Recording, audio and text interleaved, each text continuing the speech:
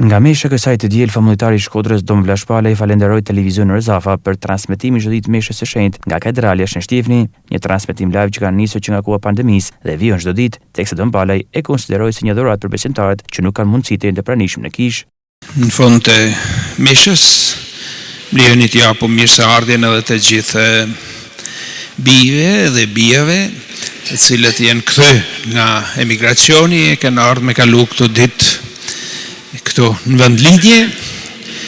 Prania e çdo njërit për jush si emigrant është një dëshmi e bukur jetet, sepse zakonisht malli për vendin me të gjithmonë, edhe pse ndoshta vendi nuk është gjithmonë aq mikprit ndaj bijve të vet, po që rëndësi ka.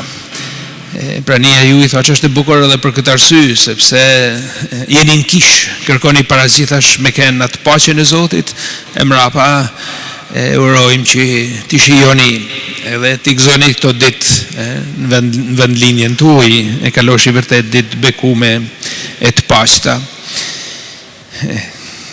Shoh se është i pranishëm në meshë dhe ka kohë që se kam bërë këtë gjë dhe është mirë, herë mas herët, sepse është vërtet një dhuratë e veçantë për famullinë, për katedralen. E kam fjalën për pronarin e medias të Rëzafa, profesor Gasprin, shoft mesh, edhe kameramonin Klodin, i cili çdo ditë diele në orën 10 transmetohejnë meshën. Kuptohet se janë të shumtë ata të cilët ndjekun meshën shajte, se janë të lidhur shpirtërisht me katedralen, por nga vendet ndryshme të botës. Prandaj faleminderit shumë profesor Gaspri, Klodi, faleminderit edhe ty që vjen këtu në katedrale me transmetu meshën. Ju kërkoj i duar trukitje se e meriton të Rëzafa.